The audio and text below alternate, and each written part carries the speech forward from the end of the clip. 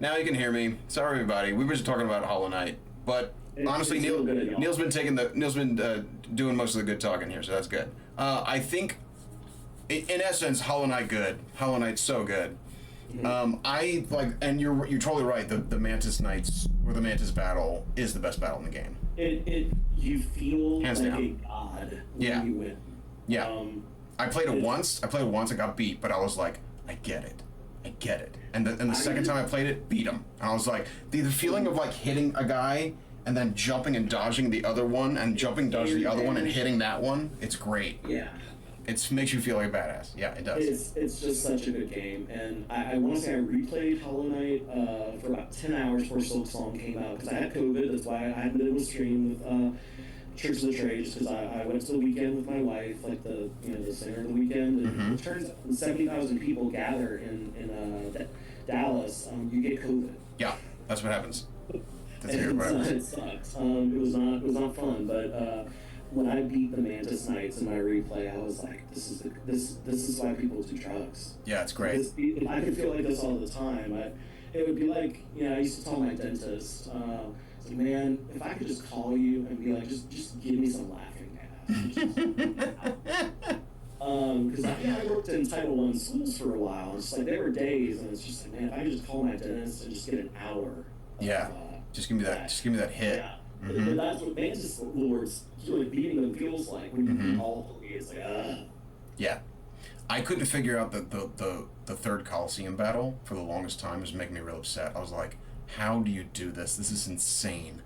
And then I was like, oh, I just need to rethink my entire setup, my entire loadout. And I instead of like being a badass single target dude, I was like, what if I just summon everything?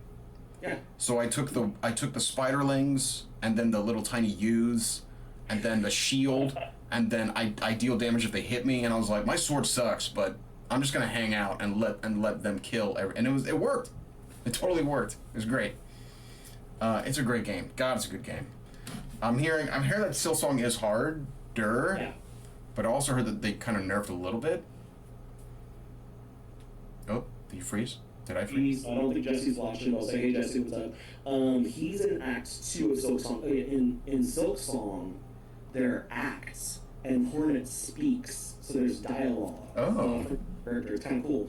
But, yeah, man, like, apparently it gets easier once you get past Act 1. Act 1 is just apparently really difficult. And I'm on one of the big bosses right now. I'm not going to spoil it. One of the early bosses that is a wall for a lot of people, and I'm actually kind of waiting for the game update this week because it's one of the battles they nerf, and I am not ashamed of welcoming that nerf. Is it? Oh wow! Damn! I don't know, I feel like I'm boasting, but I never hit a wall in Hollow Knight. I think the hardest boss for me was Radiance, I guess. But then when I figured out Radiance, it's like, oh, Radiance is a boss where to go fast, go slow. Like, just breathe and go slow. Dodge the swords, dodge, hit, move. just go, take it slow, and you got this. So, question: is my internet screwing up, guys, or am I going in and out? I hear my computer's telling me my internet might be a little unstable. You went out for a bit, but then you're fine. You're good. Okay, cool. Yeah. Yeah, man, that's a great game. I think I'm gonna buy Silksong tonight. I'm gonna get it and go play it. I might buy a second copy of Silksong for my big screen TV on my PlayStation 5 because I'm playing it on Steam Deck, and the Steam Deck OLED is it's gorgeous. Yeah.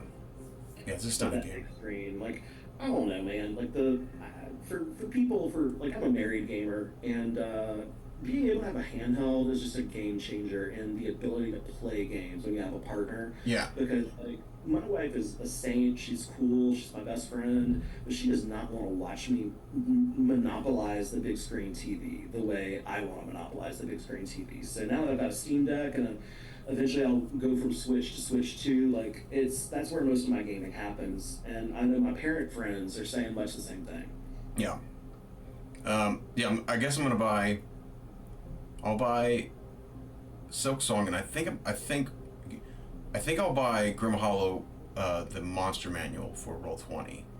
Because that's the one thing you do need. You need the monster manuals. We don't need everything else. We could just read it we don't need the player's guide I have for D&D Beyond, so I'm good there. I do too, yeah. And for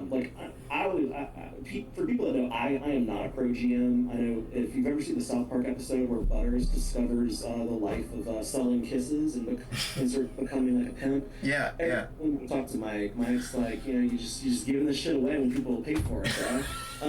So I eventually when our campaign together is done, I'll probably tell people on your stream, like, I will run one game. Like, I will run one paid game. The only reason I'm charging people is so they show up. Like, I don't care.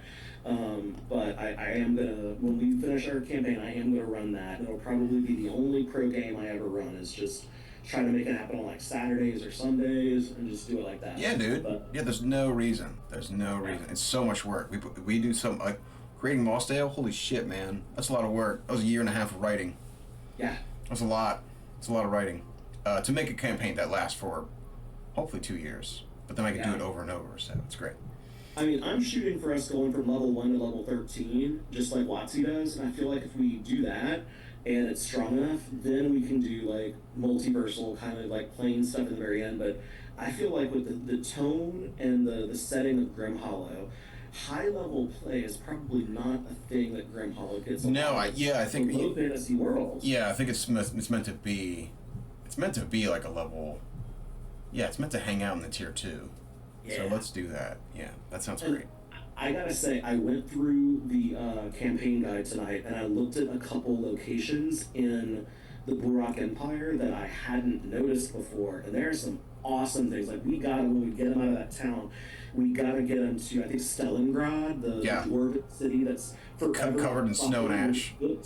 And ash, like that sounds awesome. There's a ruined dwarven city that in the Age of Conquest that went away as a ruin. There's a ruined city that the wizards just nuked, and no one really knows why they did it, but it's why wizards are now like registered and trained and gilded in the Burak Empire. Yeah. But, like, that city is still there, and there's like monsters just coming out of it. There's a permanent army there. There's like a black market town. Like, there's so many cool things that we can like do. And my favorite thing is we're starting off in the Burak Empire right on the edge of Charnold, the Fae city, so we can bring in like the kind of Fae stories into the folk horror and the Eldritch horror. It's pretty cool. I think we should also maybe make a foray into Mount Vengeance, which is the volcano. Yeah, that's in game, right? That's gotta be. I mean, it just sounds awesome. Harness the power of the volcano. I mean, maybe there's a sacred artifact in the volcano. That just sounds fucking rad, right? That would be really cool. So yeah, like I'm super stoked, and I won't be able to do as much writing this week as I did in previous weeks, just because I'm teaching an online class on top of my other like face-to-face classes. Oh yeah. No, there's no pressure on this. I got to do some grading this week. That's my COVID excuse is gone, so I now have to be a working chump. I also read about the Arcane Inquisition.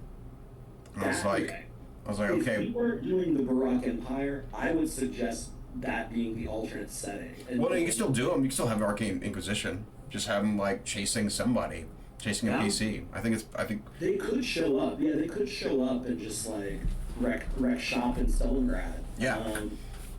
They're hunting somebody. Yeah.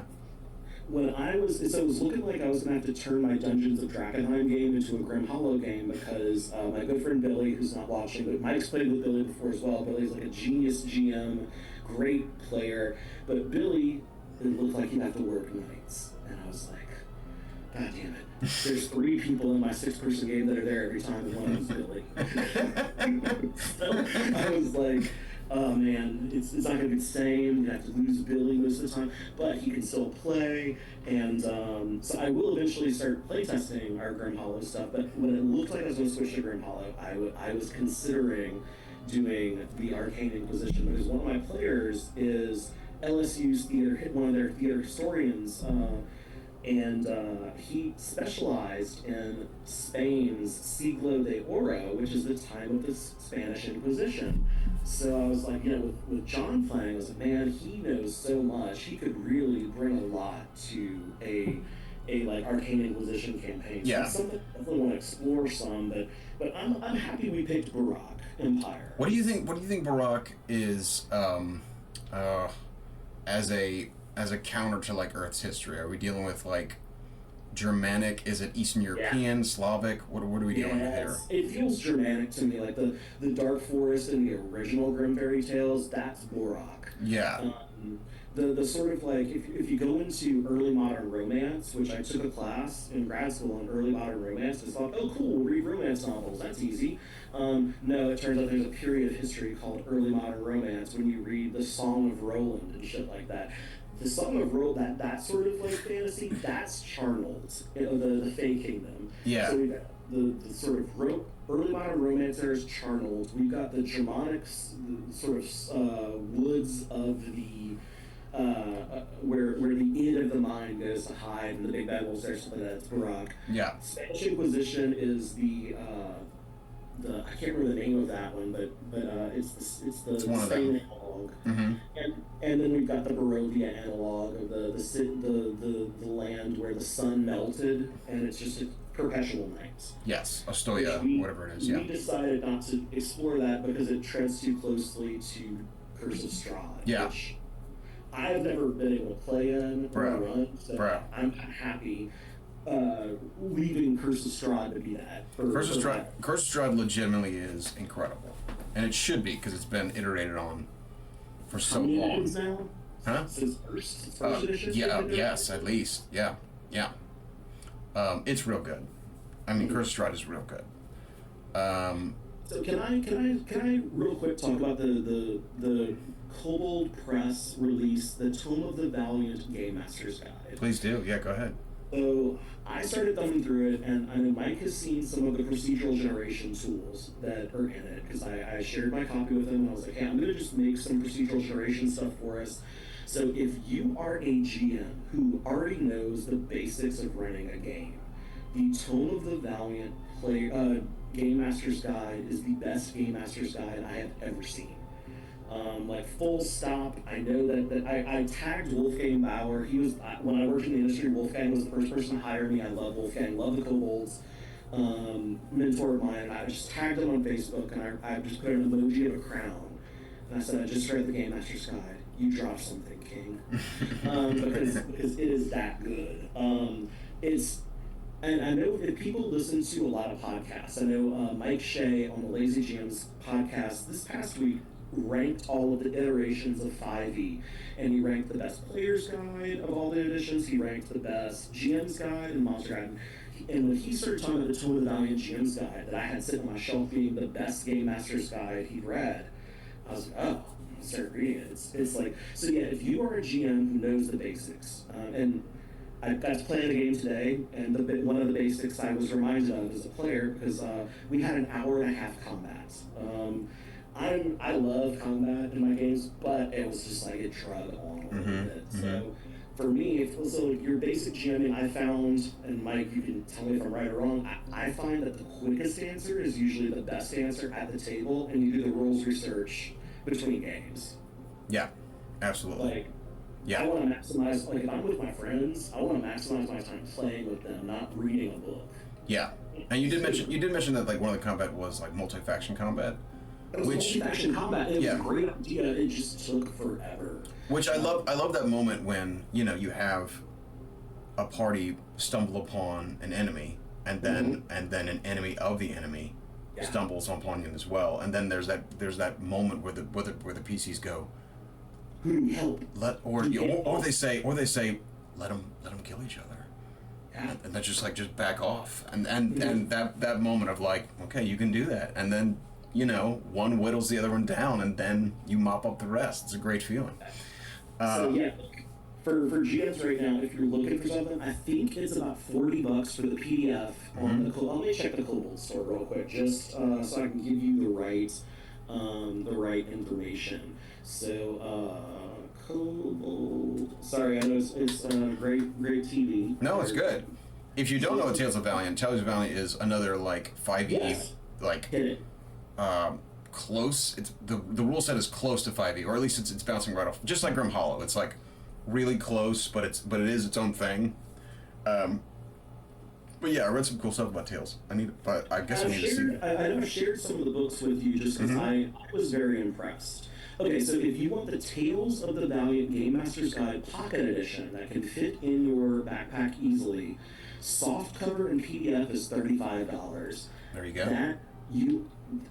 I mean, I am a huge fan of this. I'm a huge supporter of the kobolds, and for me as an advanced GM, it's exactly the product I need right now. So it's got a lot of stuff for procedural generation. I don't know if we've got a lot of people that are super into procedural generation. That's when you use your dice as part of your prep and you let the dice work on these different tables. There's probably 50 or 60 pages of charts for procedural generation in there with like NPC names down to like 12 different sorts of traits you can put on. So you're rolling d20, d20, d20, d20. And it's like you have a realistic person by the end. There's like, here's a list of 20 random people in the background of a tavern that you can use. Here's a list of skippers if you want to procedurally generate that. So anytime I get stumped now, I've got some sort of procedural generation table that I can play with because, improv is fun. Like people, I don't know, I'm sure there are people who listen to this that are scared to GM, but it's fun. It's fun because you're just having fun making art with your friends, and that like live wire of performing it's as long as you're making quick decisions, it's probably fun for everyone. And if you're using tables like that, what you're doing is like you're doing the work, you're doing the hard work that makes the easy stuff a lot easier ahead of time. Like if you do that stuff. Which is why I really love like 5e. It can't be stressed enough. I love 5e's traits, flaws, and bonds. Because it really is like a theater, just a straight theater 101. Yeah. Just a slam course into it, and I don't stress it. Like if you're making a character, I don't even stress traits, flaws, and bonds.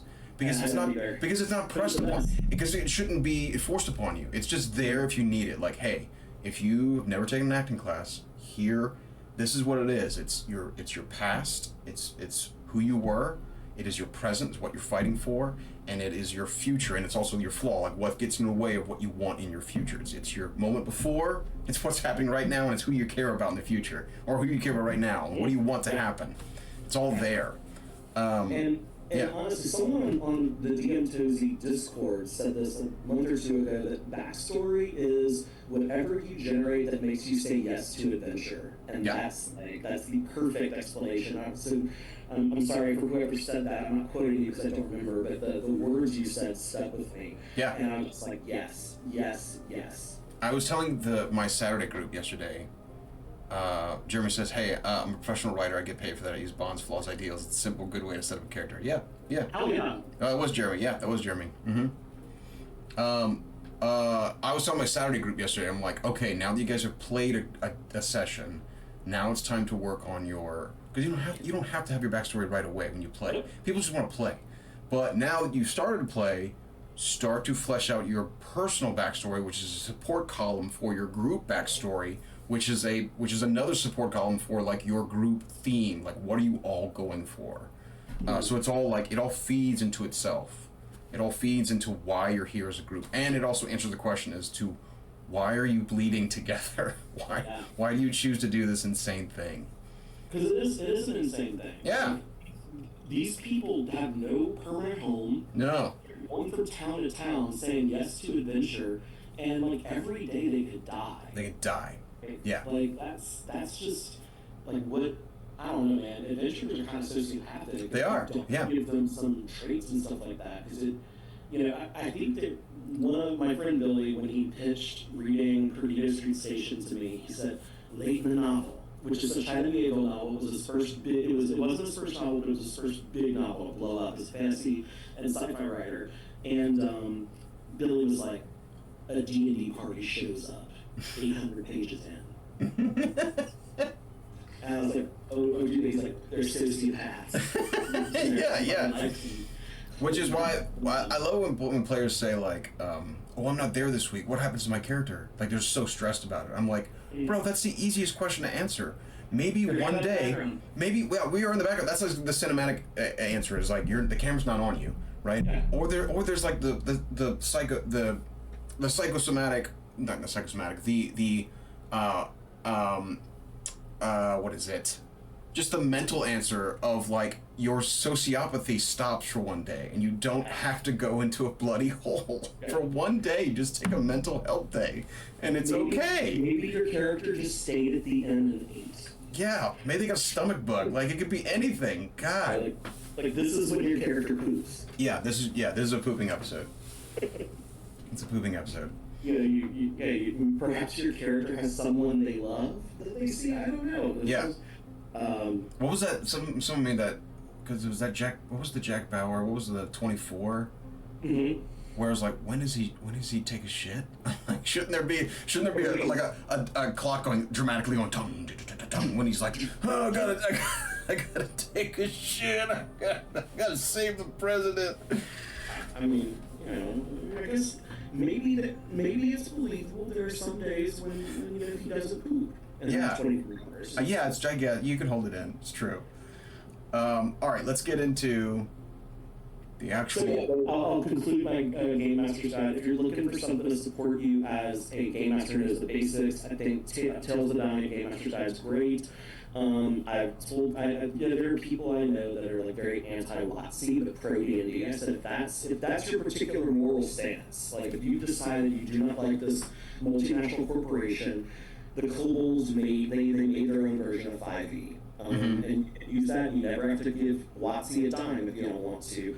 And it's a more conservative, actually, rewriting of 5e than D&D 24, in my opinion. Right on. It's cool. So yeah, let's get to the main event. I'm sorry, my Tales of Valiant raving is done. No, you're good. Okay. Let me just check and see if we're still good there. Okay, we're still good. Okay. I don't know if we dropped out. For people who were getting annoyed at me drinking water, I told Mike this before we started. My wife is my best friend, but she says when my mouth gets dry, I get a little white fleck, and my tongue hits her ears, and it sounds like a razor blade. So I love her; she's cool, but so I have to keep drinking water so I don't inflict that on y'all. All right, so we're going into Atharis right here. I mean, speaking of players, like I tell players who like, they're writing their own world. I'm like, you know what? If you're just starting out, it's good to write your own world, but you really, I suggest you do. If you want to start out as a DM, don't write your own world. Instead, play in someone else's world, because they've done so much more work, and it's okay to just hop on in, especially something like this, because like Faerun's a hot mess. It's a hot mess of a whole bunch of different writers and directors and God knows what else. But this is a world made with an intent. Yeah, dude, and like the thing about Faerun is Faerun already has heroes. Yeah.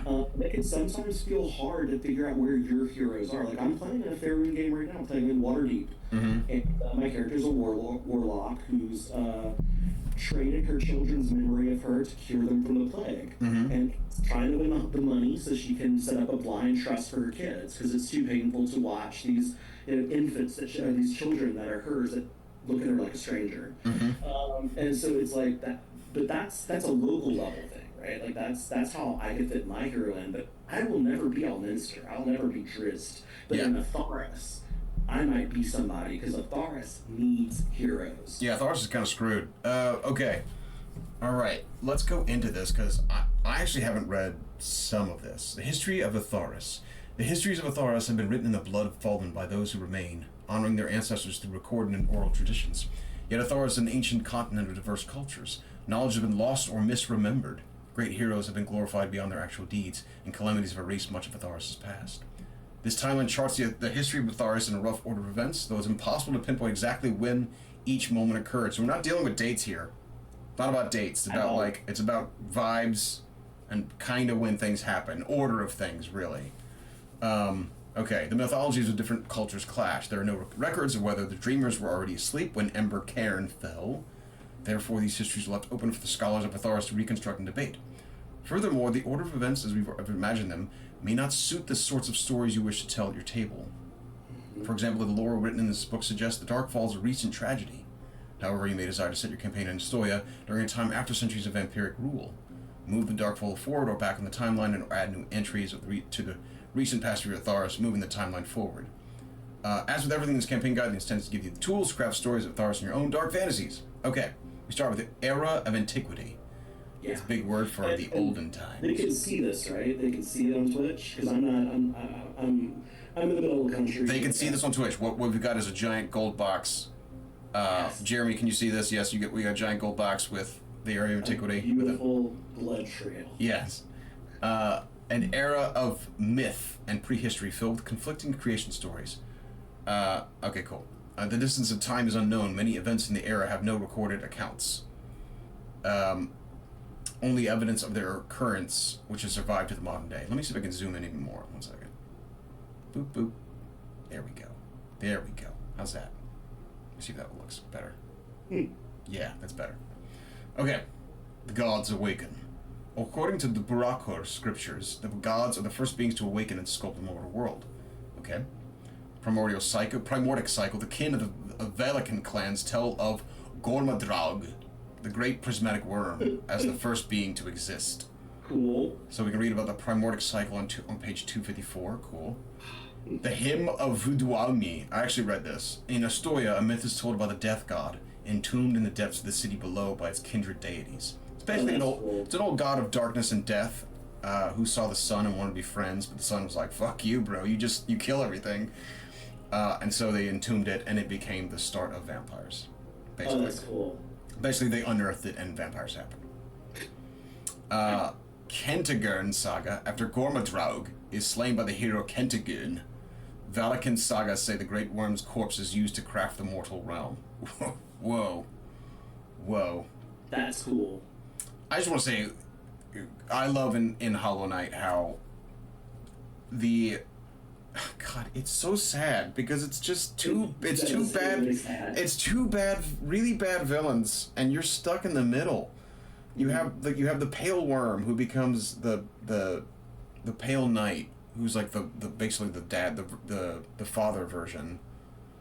Who's bad. He just wants people to worship him, and then you have the Radiance, who's like the mother moth of light, who's also bad because she infects everybody. Yeah. And the bugs are the victims. The bugs are the victims. And I did the Dream No More, and I was like, this is the canon ending. This is definitely canon. You beat him, you beat the Radiance, and then you're stuck as a void thing at the bottom of the abyss. Just looking with a face that just kind of looks up, like yearning to not be there. It's real sad. God, it's a sad game. Yeah. You gotta play Hollow Knight, you know. Yeah. Not that you probably already have if you're a big enough nerd to be listening to us, since it sold 15 million copies. But yeah. So, and I'm looking at the continuing timeline on the next page, and I see the Twilight of the Dreamers, and I don't know if people remember the Dreamers when we talked about it, but they're I imagine them as being the civilization of whatever it was that existed before humanity. Mm-hmm. They're whatever. If this was the real world, it would be like X number of million years ago. These creatures developed sentience for a couple thousand years, and something bad happened. They put themselves to sleep. In my heart of hearts, I believe the Great Beast is what destroyed the Dreamers and why they put themselves to sleep. Oh, damn. But it's not said. We don't know. It's everyone's game can make a different choice because we get to pick and choose. Yes. So then after the Kentigern saga, we have the Etheric War. So the Etheric War, there are these beings called the Etheric Kindred, who basically are chaos beings. Like, cosmic chaos beings. They emerge from the void and destroy the gods. The gods were like, we have to take them out, and it's just a slaughter. So you're just left with Aurelia, Galt, Ulnir, and Malagant. That's all you have left in terms of the gods. The heavens are ruptured by the Etheric War, forming the Netherworld. Arc seraphs of dead gods fall from grace. Damn. Fuck. So that the first downcast. Yeah. Then yes. I wonder, depending on the timeline, if there are any downcast from the first time the gods died that are left. There are. Yeah. That would be a cool NPC to run into. Yeah. Oh yeah. Okay. Then you have. Yeah. When we get to the god death stuff, we're gonna talk a little bit about it. But I like the idea that archangels and archdemons are fighting for the scraps of god power in the forest. Yeah, it's pretty cool. You have the birth of Caer Naeda, The Archfey cultivate Cernaeda. Some believe them to be fallen seraphs, while the elves of Chernol worship them as deities. Cool. So yeah, if y'all don't remember that the elves are like the perfect creation of the true deities, which are they think nature spirits. Yeah. In the lore of the forest, which may or may not be true. Yeah. Twilight of the Dreamers, where you're talking about the dreamers fall into a slumber that will last an epoch, escaping an unknown cataclysm. Okay. Descent to the city below. The civilization rises and falls, swallowed by the earth beneath a realm that would one day be named Astoya. Huh. Cool. So is Astoya below the earth? So, okay, what happens in Astoya is the last big cataclysm that happened, the Barak Empire and Astoya were at war, and in the middle of the war, some sort of crazy magic goes off. The sun melts like candle wax in the air above Astoya, and the earth splits open, and coming from beneath the earth are the first vampires that have been let out. And Astoya falls under vampiric control, and the Baraki Empire kind of retreats across the mountains because they're like, oh, we're not getting involved in that. So, and that's, if Astoya is always a threat to certain regions of the Barakian or the Barakan Empire, so they're always there as a big bad. Gotcha. We get the Ulafe, the ancestors of the elves, believing themselves children of the Archfey, settle Cernaeda.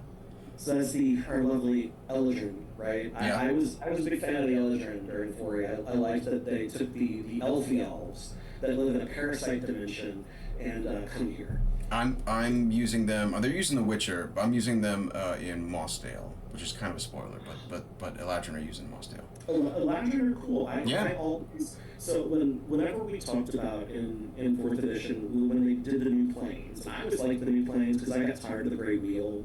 It was a little. The Great Wheel was really symmetrical, but there was a lot of stuff that just didn't produce adventure. But I know in 4E you had the Prime Material plane. Then you had Feywild over here, and then you had Shadowfell over here, and it's like the Feywild was like this parasite dimension where the elves retreated into nostalgia, and the Shadowfell is like the twisted image of industrialization in the coming future. So you've got these two like the tensions that are going on, and it's like the Eldrin are just like I imagine them being just like racist, like they just despise. Yeah, they're probably Yeah, in Witcher, I guess in Slavic culture, I guess in that the Fae aren't, they really aren't the best. They really are to be mistrusted. But the Fae, like in the Witcher's world, they talk about the sun hurts them now. Something changed. And the types of light that used to grow magic are dying in the world of the Witcher, and the elves are dying with them. Fall of Ember Cairn. Ember Cairn, the ancient home of the Dragonborn, is destroyed. Their people scatter across Atharis. Whoa. Alright, I have to read about that. Okay. Yeah, so the way I usually handle Dragonborn when I homebrew stuff is, I would just have like a field of dragon people statues, and one of them wakes up, and whichever player decided to be a Dragonborn, they're the Dragonborn. They're the only one. And their quest is always be like, you can go back and be a statue again, I guess, or you can wake everyone up. But yeah, like I like that I can kind of do my Dragonborn thing a little bit with the Fall of Ember Cairn here. Nice. We have Kingdoms of Stone. There's a diaspora of Dragonborn. There are people scattered across the forest. Yeah. So I know the Dragonborn are the primary people that worship the Seraphs, right? And they're the Inquisition Empire as well. They're one of the majority species there. Oh, okay. I need to read about them. Okay. Yeah. Kingdoms of Stone. The dwarves build their fortress cities in the heartland of Atharis, raising kingdoms of their own. We're gonna deal with them because if we're gonna do what is it, Selendar? What's the city's name?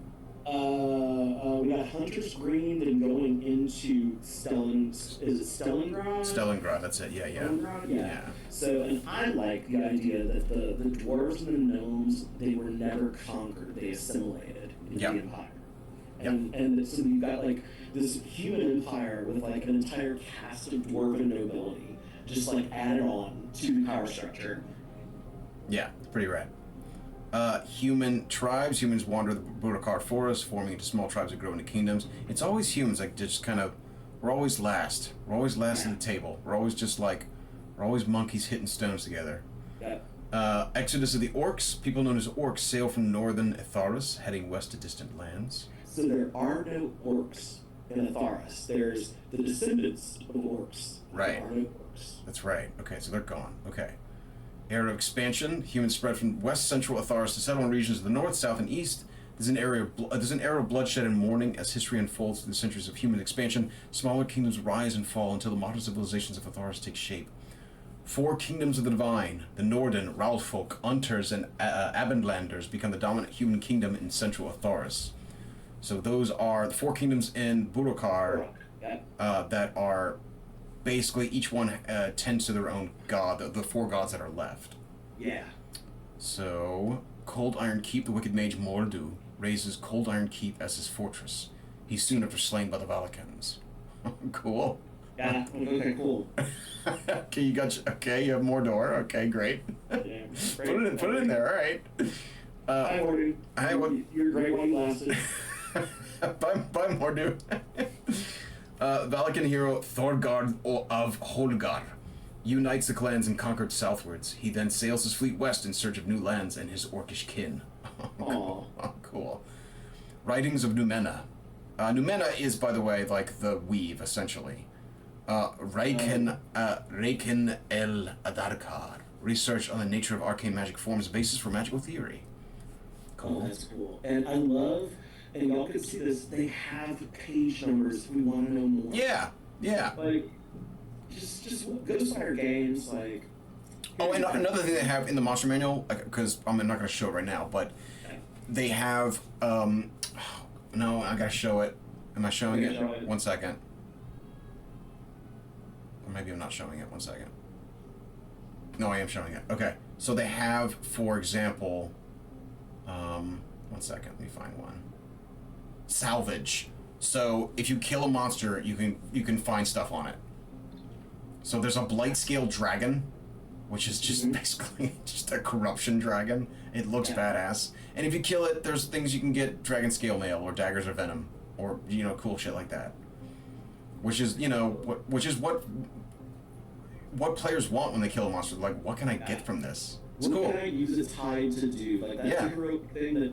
And I know Drakenheim, the Ghostfire games, they also released a monster sort of slaying crafting system. Yeah. So it's really cool that there's, like, monster slaying is, like... And monster crafting is a thing. I like that. And I've got players who... One of my players in one of my campaigns, he just decided, he's like, I'm gonna beat this game, and I'm gonna beat the crafting system. So he's the only person in the game that's invested in the crafting system, but he's building everyone's stuff, because he's a wizard, and he's just like, happy as a pig in sloth. Yeah, like, get it, I buddy. can get some souls, eh? Yeah. I have some gems to put these monstrous anima in. Like, okay, cool. Okay, right. You know what I would do in a crazy sort of if I was given just like a one shot or a short campaign to stream, I would have the orcs show back up in the present day of the forest on wooden ships the size of like cities, and they exit the ships and burn them, and they refuse to speak of their past and what they fled. But they flee something terrifying, and now they're raising their children without history. Damn. So, but yeah, that's what. But I hear about people that go away, like, oh, they gotta come back. Yeah. And then have a mystery, and then you gotta never count that mystery. Rise of the Prismatic Circle. The Archdruid Kaibard has a vision that Gormadraug merely slumbers, forming the Prismatic Circle. Oh, the Prismatic Dragon might still be alive. Okay. Arrival of the First Men. Here we go. All right. We finally decided to walk on 2 legs. Here we go. Cool. We reach Cairniada, journeying through the Grove Maze. Cool. Wars of Stellenwald and Grabenstein. The dwarven city of Grabenstein falls to the Unters, whilst Stellenwald endures. You know, it's like I see that, like, we gotta go to Grabenstein. Yeah. We gotta go explore Grabenstein. It's like underground. You know, we just gotta go. Yeah. The Lord Ida. Lord Ida has written, compiling Valaka's myths and sagas from earlier centuries. And look, if there are people that are super into the Viking stuff, they have a D&D 2024 compatible Viking expansion for Grim Hallow. I have not personally read it because I'm not super into Vikings. I mean, they're cool, but I'm kind of Vikinged out from the fantasy novels I'm reading right now, so it's not something I'm pursuing. But if you're like, I want to be a Viking, I want to go on raids, and I want to be in this crazy dark fantasy realm, they got you covered. Yeah, it is there. Oh yeah. The Burak Empire. Emperor Endorius I is ordained by the Hearthkeepers, founding the Burak Empire. The Hearthkeepers are like, I mean, especially the Roman Catholic Church. Yeah. It's the status quo church who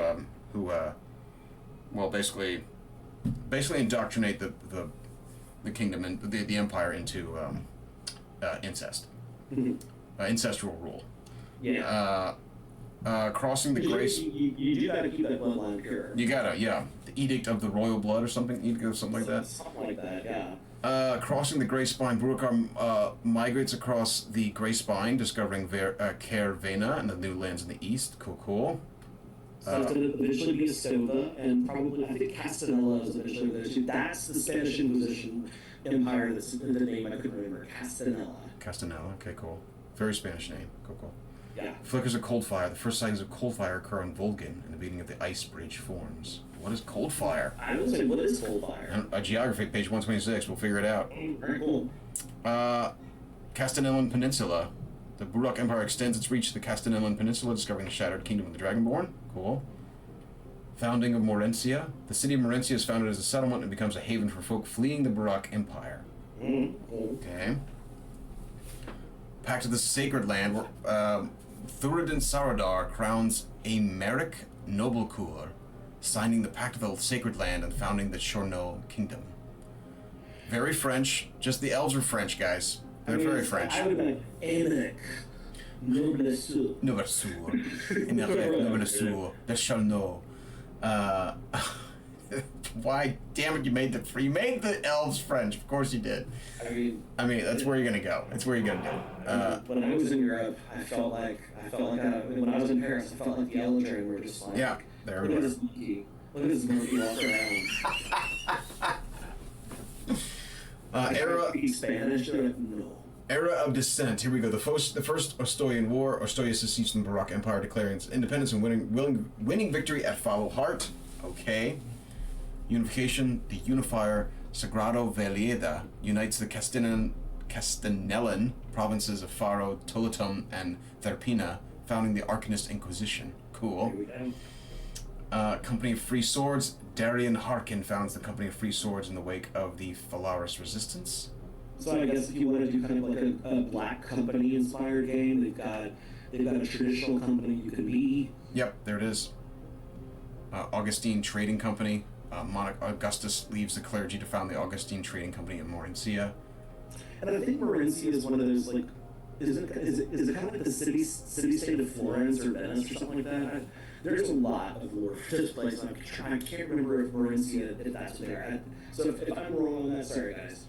We'll get there. I mean, we'll get there. Okay, the Ebon Syndicate. Hiram Grayman narrowly escapes death by the fortune of a hawk moth and founds the Ebon Syndicate. Okay. And then the next one is one of my favorites. Ulmir's Gate. Yeah. The mages of Ulmir's Gate attempt to open a permanent rift to the ethereal plane, destroying the entire city. Yeah. There's just a vacant space in reality where Ulmir's Gate used to be, and my heart is set on our campaign of going there. Okay. Because that's the source of the disembodied. When they start reappearing over the last 100 years, there's some of the people of Ulmir's Gate that are finally able to claw their way back to the prime material plane, but they're still infected by ethereality. So, excellent. I think the Ulmir's Gate people, the ethereal people, they make great mages. But I'm kind of inclined. I want to see, like, I want to play against type if I was a player, and I want to be like a rogue that was coming from there somewhere. Because they can go ethereal. Like, they could just straight up go into the ethereal realm for a full minute. Yeah. Pretty cool. It is pretty dope. The Red Morning. The Burak Empire attempts to annex Lisik through Annalita von Reza, culminating in unleashing the Weeping Pox. Yeah. I read about the Weeping Pox on a monster. It's pretty gnarly. Dude, and we've got it in our first area, so we're gonna be exposed to like the lore of that. So some of the stuff, like we've already got it baked into our early arcs. So you'll be dealing with one of the major NPCs of Hunter's Green is a Vexelkind named, I think, Laughing Tom, who is a doctor. Who treats because that's how the Vexelkind get acceptance in this world. Like, there's stick figures made by Phage and Left's changelings, but they can't get infected by weeping pox. They're a cast of doctors, which is kind of cool. And then we have the crowning of Emperor Leopold I. The coronation of Emperor Leopold I leads the Baroque Empire into civil war, and the Emperor's assassination leads to the God's End. So it's basically... we're in now. Yeah, so it's basically the little shithead from Game of Thrones. What's his face? Joffrey. It's basically Joffrey. It's basically Joffrey. He causes the gods to die, kill each other. Doesn't he corrupt them? And he corrupts them by... He's wearing the sacred artifacts, and then he corrupts them basically by declaring that there's only one true divinity. And so that idea causes instant civil war because remember you have four basically counties regional gods, and so they're all like, well, ours is the one true god, because he doesn't say which one it is. He just says there's only one now. And so they just start to kill each other. And the gods get corrupted by this because they're in the artifacts, and they start to kill each other too. And for when we get to the religion of the Tharas, for every like area there was a god, there's both an arch seraph and an arch demon that has seized the power for that. And depending on, you can worship purity, and you might be worshiping an archdemon and just not know. And same thing, you might come across people in the forest that are practicing human sacrifice, and they're like 100% worshiping the Arch-Seraph of war, maybe. Yeah. Then you have God's End, the last gods of Tharas, Aurelia, Galt, Umir, and Malagant destroy each other, leading to a new dark age. Watchers of the Faithful. The Castanelan theocracy ordained themselves the Watchers of the Faithful in the aftermath of the God's End. Okay. Second Ostoyan War. The Baroque Empire invades Ostoya, trying to stabilize its strength by reclaiming territories. And then comes the Darkfall. Then there's Shadow of the Great Beast. The first stories of the Great Beast begin circulating the Baroque Empire. Order of Kentigern. The Order of Kentigern becomes the last shield against the Coldfire crisis now erupting from Volgin. Okay, I gotta know what Coldfire is. It sounds like... Sounds cool. It sounds like what it is. It sounds like what it is. It sounds like some badass blue fire that's burning everything. Cool. The Darkfall. The sun vanishes from the Ostoyan Empire, giving rise to the Crimson Court, who seized power. The Ravo Rebellion. That looks cool. The Ravo stuff looks cool. Isn't that the province of Ostoya that just will not tolerate vampiric corruption? So it's a bunch of Van Helsings, just like, if you hate vampires, you go to the city, like, cool, we got a city for you, here's a house, let's go kill vampires. That's the Ravo Rebellion. Basically, the Order of Dawn is founded, and then the Dark Mist. Princess Tefane de Sauveterre disappears, and the Pact of the Sacred Land is broken. Okay. And we are in the present. And here we are. This is us. This is us, baby. Nice. Okay, so we got a lot more to read, but we're not on a time limit. We're gonna figure this out. I'm gonna add some more maps. I'm gonna buy a monster manual and get some monsters in there. And I know they've got digital versions available if you go to Backer Kit. You can pick up still the digital version of the Monsters Guide, which will be updated, and it will be for a VTT. I don't know which VTT it will be for. I don't know if it will appear on D&D Beyond or Roll20, but I keep trying to buy the stuff through the Ghostfire store just because it's such a good product. I want to make sure they get as much of the money as I want to give them, and it goes directly to them because they're doing amazing work. Yeah, they really are. Yeah, it's incredible. Well, that'll be it. Thanks everybody for watching. We're gonna continue to do this. Continue to meet up. Yeah, I'm good, and I'm good for next week. So let's just keep learning more about this and taking the people along for the ride. By the time we are finally done, I hope there will be some people that are just fucking stoked for this. Like, because I'm so stoked. I'm getting stoked. I'm thinking about buying a monster manual. I never buy the monster manual. Yeah. I'm thinking about buying it. So. Oh yeah. Let's do it. All right, Neil. It's been a blast. I'll see you in a week, bro. Absolutely. Sure thing, man. Bye. Peace out, everybody. Thanks for watching. Oh, and please. Resubscribe to the channel. We also have Azure Sky coming in tomorrow, and we have the Return to the Amber Temple also on Tuesday. That is also happening. Cool beans. I'll see you guys. Peace out.